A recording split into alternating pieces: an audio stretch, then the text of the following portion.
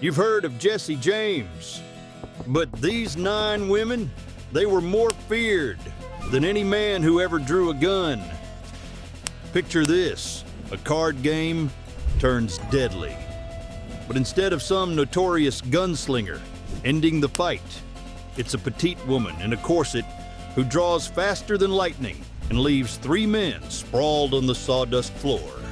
In the heart of the Wild West, while everyone feared Billy the Kid and Jesse James, there were women operating in the shadows who struck even more terror into the hearts of lawmen and outlaws alike. But what made these women so much more dangerous than the legendary gunslingers we all know? Everyone knows about Billy the Kid, Jesse James, and Wild Bill Hickok. But have you ever heard of Pearl Hart, the woman who pulled off the last stagecoach robbery in American history? Or Belle Starr, whose criminal empire made Jesse James look like a petty thief? This isn't the sanitized Wild West you learned in school textbooks. Join us as we separate fact from fiction and reveal the untold stories of 9 women who didn't just survive the frontier. They ruled it with iron fists and smoking guns, from teenage outlaws who outsmarted federal marshals to brothel madams who controlled entire cities. These stories will shatter every Hollywood myth you've ever believed about frontier life. Number 9, poker. Alice Tubbs, the gambling queen. Imagine a refined English lady sitting at a poker table, cigar clenched between her teeth, a loaded .38 revolver resting beside her cards. Meet Alice Ivers, better known as Poker Alice, a woman so skilled at cards and so quick with a gun that she became the most feared gambler in the American West. Born in England in 1851, Alice moved to Colorado as a young woman and married a mining engineer.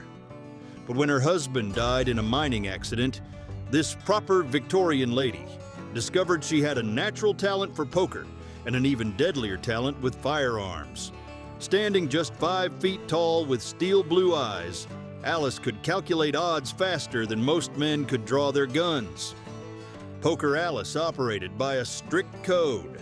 She never gambled or worked on Sundays, always carried a .38 caliber revolver, and never backed down from a challenge. Her poker skills were legendary. She could read tells, calculate probabilities, and bluff with the best of them. But it was her reputation with that revolver that kept cheaters honest and sore losers alive.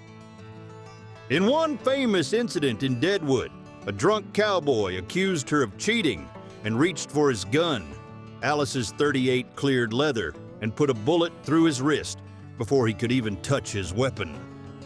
The crowd sat in stunned silence as this elegant lady calmly collected her winnings and continued dealing the next hand. Alice's gambling empire stretched across Colorado, Wyoming, and South Dakota. She owned multiple gambling halls and employed dozens of dealers, all while maintaining her reputation as someone you simply didn't cross. Lawmen respected her because she ran honest games, mostly.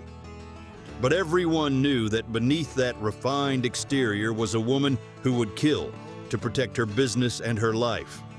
What made Poker Alice truly dangerous wasn't just her skill with weapons, it was her complete unpredictability. She might let you win big one night, then clean you out the next, depending on her mood. And that .38 revolver? It had settled more gambling disputes than most judges in the territory. But Alice's story gets even more incredible when you learn about her brief marriage to a man she shot. Number 8, Big Nose, Kate Harney, Doc Holliday's deadly partner. Most people know Doc Holliday as a feared gunfighter and gambler, but few realize that his common-law wife was every bit as dangerous and twice as unpredictable. Mary Catherine Harney, known as Big Nose Kate, was a Hungarian immigrant who became one of the most notorious women in the American frontier. Kate wasn't just Doc Holliday's woman. She was his partner in crime, his backup in gunfights, and according to some accounts, the only person Doc actually feared. Born into European nobility, Kate spoke multiple languages and could have lived a life of luxury. Instead, she chose the dangerous world of frontier saloons, gambling halls, and shootouts. Standing nearly 6 feet tall with dark hair and piercing eyes, Kate earned her nickname, not from her appearance, but from her habit of sticking her nose into other people's business, usually while holding a derringer. She was known to carry at least 2 weapons at all times, a small pistol hidden in her corset and a larger revolver in her handbag. Kate's most famous exploit happened in Fort Griffin, Texas, when Doc Holliday was arrested for murder. While the entire town celebrated finally catching the deadly dentist, Kate calmly walked into the local saloon, ordered a drink, and started a conversation with the deputy guarding the jail.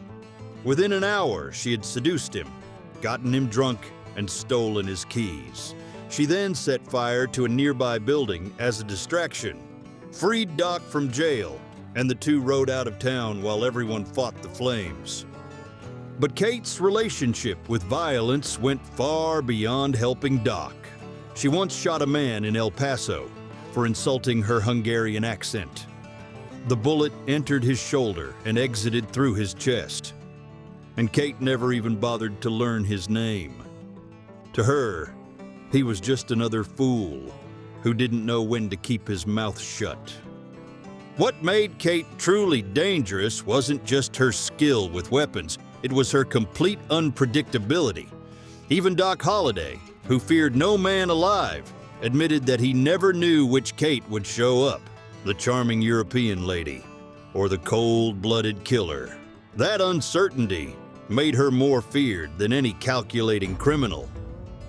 And speaking of unpredictable women, wait until you hear about the outlaw queen who made Belle Starr look like a Sunday school teacher. Number 7, Pearl Hart, the last stagecoach robber. Picture a petite woman, barely 5 feet tall, dressed in men's clothing with her hair cut short and a .38 revolver on each hip. This was Pearl Hart in 1899 when she pulled off what would become the last stagecoach robbery in American history and became an instant legend in the process. Born Pearl Taylor in Canada around 1771, she started life as a respectable middle-class woman. But after marrying an abusive gambler and drifter named Frederick Hart, Pearl's life took a dramatic turn toward violence and crime. When her husband abandoned her in Arizona territory, Pearl discovered she had a natural talent for both shooting and robbing. Pearl's most famous heist happened on May 30, 1899, near Globe, Arizona. Disguised as a man and armed with 2 revolvers, she and her partner Joe Boot stopped the Benson Globe stagecoach. What made this robbery legendary wasn't just that it was the last of its kind, it was how Pearl handled it. When the passengers complained they didn't have enough money left for food, Pearl actually gave them back $1 each for meals. When one elderly woman seemed frightened, Pearl patted her shoulder and assured her everything would be fine. This wasn't just a robbery. It was a performance by a woman who understood that legend matters more than money. But Pearl's real genius showed during her capture and trial. When Sheriff William Truman finally caught her, Pearl had already planned her next move. She charmed the guards, befriended the judge's wife, and turned her trial into a media sensation. Newspapers across the country printed her story, calling her everything from Arizona's bandit queen to the lady outlaw. Pearl's skill with her revolvers was genuine and deadly. During target practice in jail, she consistently hit playing cards at 20 paces. When one cocky deputy challenged her to a shooting contest, Pearl put 6 bullets through the ace of spades before he could even draw his weapon. The deputy never challenged another prisoner again. The most remarkable thing about Pearl Hart? She escaped from every jail they put her in, including the Tucson Territorial Prison. How did a 5-foot woman keep breaking out of maximum security facilities?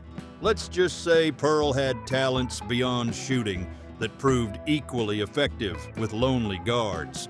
But if you think Pearl Hart was dangerous, wait until you meet the woman who controlled an entire criminal empire from her bedroom. Number 6, Maddie Silks, the queen of Denver's underworld. In 1877, 2 women faced each other at dawn in Denver's outskirts, dueling pistols in hand over the love of a gambler named Court Thompson. One was a local madam, the other was Martha Reddy, better known as Maddie Silks, the woman who would become the undisputed queen of Denver's criminal underworld for over 30 years. Maddie Silks didn't just run a brothel, she controlled an empire. Born in Pennsylvania around 1848, she arrived in Denver in the 1870s with nothing but beauty, brains, and an absolutely ruthless determination to never be poor again. Within 5 years, she owned the most luxurious house of ill repute in Colorado and had judges, politicians, and lawmen on her payroll. But Maddie's real power came from information. Her girls learned secrets from their clients. Who was planning what? Which businessmen were having affairs? Which politicians were taking bribes? Maddie used this intelligence network to blackmail, manipulate, and control everyone who mattered in Denver. Cross Maddie Silks, and your secrets might end up in the newspaper the next morning. Standing 5 feet 6 inches with auburn hair and green eyes, Maddie was beautiful enough to attract any man she wanted. But what made her truly dangerous was her mind. She could calculate profit margins faster than her accountant, plan complex schemes, 3 moves ahead of her opponents, and kill without hesitation when necessary. Maddie's arsenal wasn't just financial and social. She was genuinely deadly with firearms. She carried a pearl-handled .32 caliber revolver and practiced shooting every morning behind her house. Local legends claim she could hit a silver dollar at 50 paces 6 times out of 6. More importantly, she had killed at least 3 men who tried to muscle in on her territory. The famous duel that started this story? Maddie won, putting a bullet through her rival's shoulder and claiming Court Thompson as her prize. But the duel wasn't really about love. It was about respect.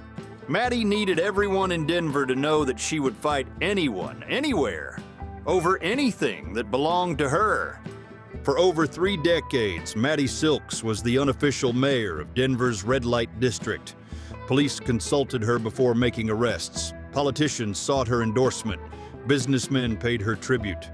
She was more powerful than most elected officials and far more feared than any gunslinger. But even Maddie Silks would have been impressed by the next woman on our list, an outlaw so clever she robbed banks while serving them tea and cookies. Who knew the truth behind these legendary women? If you have any thoughts or questions, drop them in the comments below. We love hearing your insights and might even feature your comment in our next video. And don't forget to subscribe and join our community of Wild West enthusiasts. There's so much more to explore. Number 5, Etta Place, the mysterious beauty of the Wild Bunch. Etta Place remains one of the most enigmatic figures in Wild West history, and that mystery only made her more dangerous. As the companion of Harry Longabaugh, better known as the Sundance Kid, Etta was the only woman accepted as a full member of Butch Cassidy's Wild Bunch, the most successful outlaw gang in American history.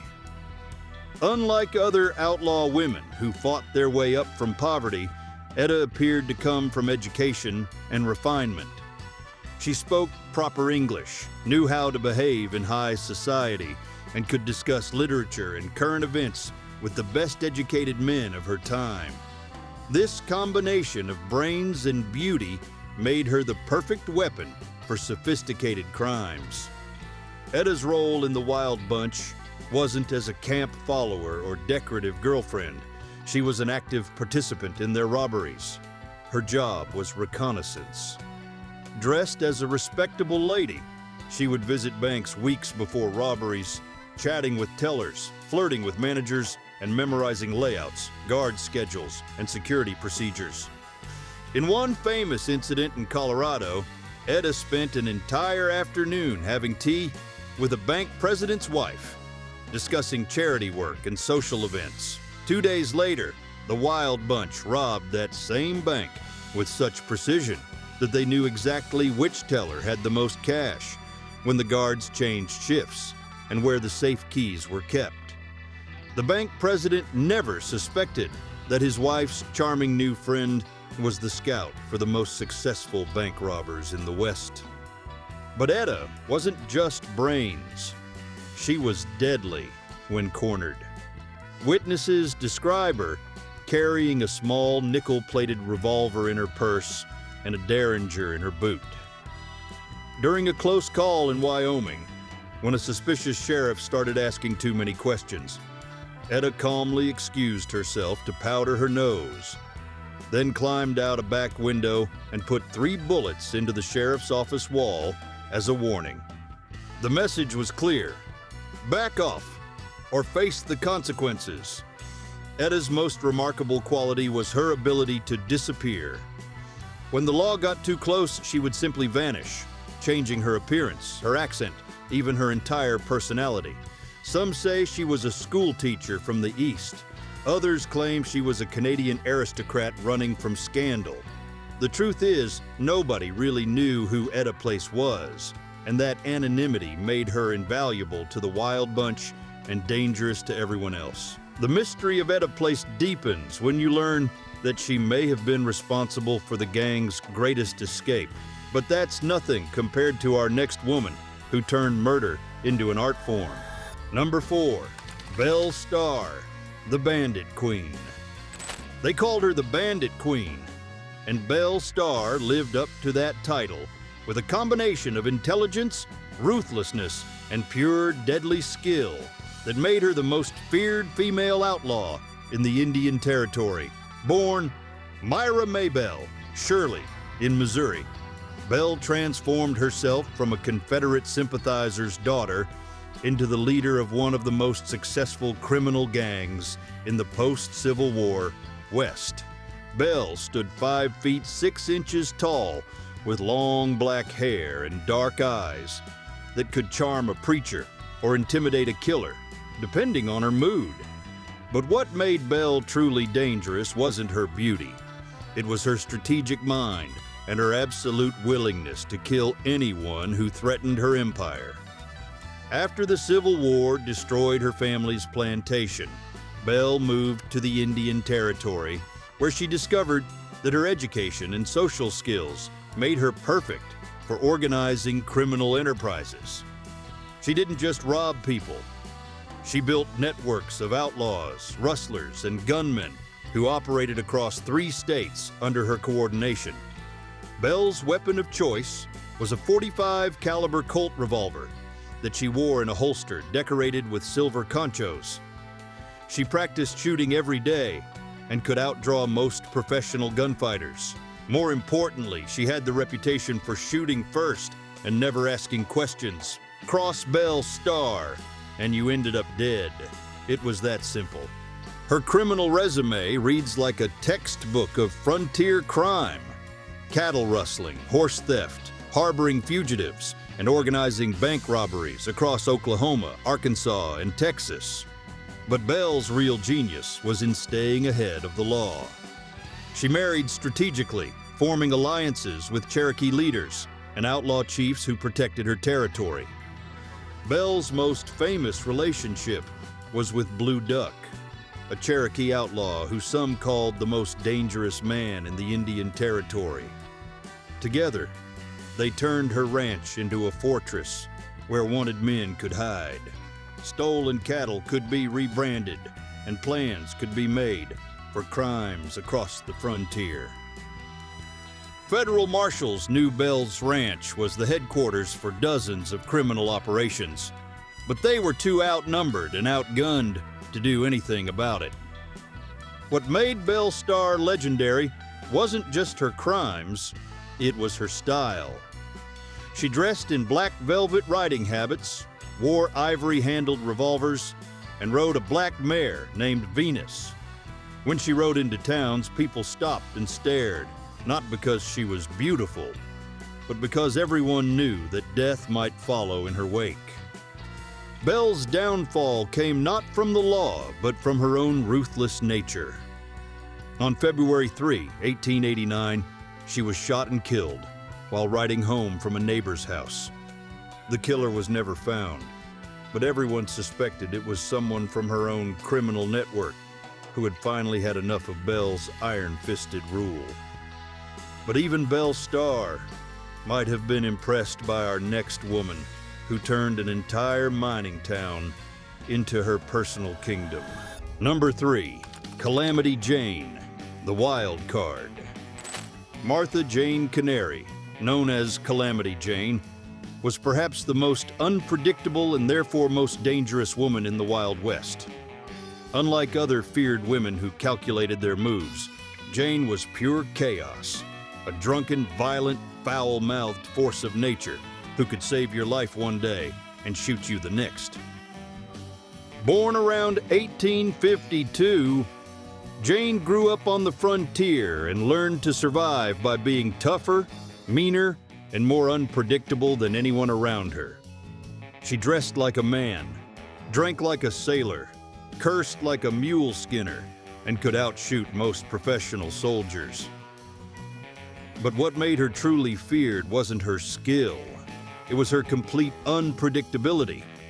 Jane carried multiple weapons, a rifle across her saddle, 2 revolvers on her hips, and usually a knife in her boot. She was known to practice her quick draw by shooting bottles off fence posts, and she rarely missed. But unlike other gunfighters who followed codes of honor, Jane would shoot anyone, anywhere, for any reason that made sense to her at the moment. Standing about 5 feet 6 inches with sun-weathered skin and steel-gray eyes, Jane looked exactly like what she was, a woman who had survived everything the frontier could throw at her. Her reputation for violence was matched only by her reputation for kindness. She nursed smallpox victims when everyone else fled, helped stranded travelers, and once rode 90 miles through hostile territory to bring a doctor to a dying child. But cross Calamity Jane when she was drunk, and you might not live to regret it. In Deadwood, she once shot a man's hat off his head because she didn't like how he was looking at her. When he complained, she put the next bullet through his shoulder and told him he was lucky she was in a good mood. Jane's most famous relationship was with Wild Bill Hickok, though historians debate whether they were lovers, friends, or just drinking partners. What's certain is that after Wild Bill's murder in 1876, Jane became even more dangerous and unpredictable. Some say she killed Jack McCall, Wild Bill's murderer, in revenge. Others claim she hunted down everyone who had ever threatened Wild Bill, settling scores with bullets and blood. The truth about Calamity Jane is that she was simultaneously the most helpful and most dangerous woman on the frontier. You could trust her to save your life, but you could never trust her not to kill you 5 minutes later if you said the wrong thing. That unpredictability made her more feared than any calculating criminal. And if Jane's unpredictability was dangerous, wait until you meet the woman who made poisoning an art form. Number 2, Rose Dunn, the Rose of Cimarron. Rose Dunn earned her nickname the Rose of Cimarron not for her beauty, but for her deadly skill with firearms and her absolute loyalty to the outlaw gang known as the Wild Bunch of Oklahoma. At just 18 years old, Rose was already more feared than most professional gunfighters, and had killed at least 3 men in defense of her outlaw boyfriends. Born in Kansas around 1876, Rose grew up on a ranch where shooting was as natural as breathing. By age 15, she could outshoot most men with both rifle and revolver. But what made Rose truly dangerous was her complete fearlessness in combat and her willingness to kill anyone who threatened the people she cared about. Rose stood 5 feet 3 inches, with dark hair and brown eyes, but her small size was completely deceiving. She carried twin .45 caliber revolvers and was ambidextrous. She could draw and fire accurately with either hand. Local legends claim she could put 6 bullets into a playing card at 20 paces using her offhand, and no one ever disputed those stories. Her relationship with outlaw George Bitter Creek Newcomb made her even more dangerous. Rose wasn't just Newcomb's girlfriend, she was his partner in crime, his backup in gunfights, and according to some accounts, the better shooter of the two. When lawmen came looking for Bitter Creek, they had to face Rose first, and many decided that discretion was the better part of valor. Rose's most famous gunfight happened in 1893 when deputy marshals surrounded the Dunn family ranch looking for Bitter Creek Newcomb. Rose was alone in the house when 3 deputies kicked in the front door. What happened next became legend. Rose killed 2 deputies and wounded the 3rd with 6 shots fired so quickly that witnesses thought only 1 gun had been fired. But Rose's deadliest quality wasn't her shooting, it was her intelligence. She could plan complex ambushes, organize supply networks for outlaw gangs, and coordinate attacks across multiple locations. Rose Dunn turned outlaw activities from random crimes into organized military-style operations. The betrayal that ended Rose's criminal career makes her story even more tragic. Her own brothers, seeking reward money, set up Bitter Creek Newcomb and Charlie Pierce for assassination by bounty hunters. When Rose learned of her brother's betrayal, she reportedly put bullets through both brothers' legs and told them they were lucky she didn't aim higher. Rose Dunn's reputation was so fearsome that when she finally retired from outlaw life, lawmen across Oklahoma breathed a collective sigh of relief. But even in retirement, everyone knew that the Rose of Cimarron was still dangerous and still watching. And if Rose Dunn was loyal to her outlaw family, our final woman took family loyalty to deadly extremes that made her the most feared woman in the entire Wild West. Number 1. Cattle Annie McDougal, the teenage terror. Annie McDougal, known as Cattle Annie, was just 16 years old when she became the most wanted woman in the American West. Along with her partner Jenny Stevens, Little Britches, Annie turned cattle rustling and robbery into an art form that made even Jesse James's gang look like amateurs, all before her 18th birthday. Born in Kansas around 1879, Annie grew up during the final days of the Wild West, but she refused to let civilization tame her. By age 15, she was already an expert rider and an excellent shot with both rifle and revolver. More importantly, she had the kind of fearless attitude that made older, more experienced outlaws want to follow her lead. Annie stood about 5 feet 2 inches with red hair and freckles that made her look even younger than her teenage years. But that innocent appearance was completely deceiving. Annie McDougal was already a hardened criminal who had killed at least 4 men and rustled thousands of head of cattle before her 17th birthday. Her partnership with 14-year-old Jenny Little Britches Stevens created the most successful and feared criminal team in Wild West history. While older outlaws relied on brute force and intimidation, Annie and Jenny used intelligence, planning, and their innocent appearances to pull off crimes that seemed impossible. Annie's specialty was cattle rustling, but she approached it like a military operation. She would scout ranches for weeks, learning guard schedules, identifying the best cattle, and planning escape routes. When Annie struck, she could steal and rebrand 50 head of cattle in a single night and have them sold in another territory before anyone knew they were missing. But Annie's real genius was in evading capture. She and Little Britches created a network of safe houses, changed their appearances regularly, and used multiple identities to stay ahead of the law. Federal marshals knew Annie McDougal was responsible for crimes across 3 territories, but they could never catch her. Annie carried twin .38 caliber revolvers and was known for her lightning-fast draw. In one famous incident near Guthrie, Oklahoma, a deputy marshal tried to arrest her while she was having lunch in a restaurant. Annie drew both guns, put one bullet through the deputy's hat and another through his badge, and walked out of the restaurant while every customer sat in stunned silence. What made Annie McDougal truly dangerous wasn't just her skill with guns or her success at rustling. It was her complete lack of fear. She would ride into heavily guarded ranches alone, face down groups of armed men without blinking, and laugh at threats that would terrify most professional outlaws. Annie's criminal empire included bank robberies, train holdups, cattle rustling, and horse theft across Oklahoma, Kansas, and Arkansas. She commanded a gang of over 20 outlaws, most of them twice her age, and maintained discipline through a combination of charisma, intelligence, and absolute ruthlessness.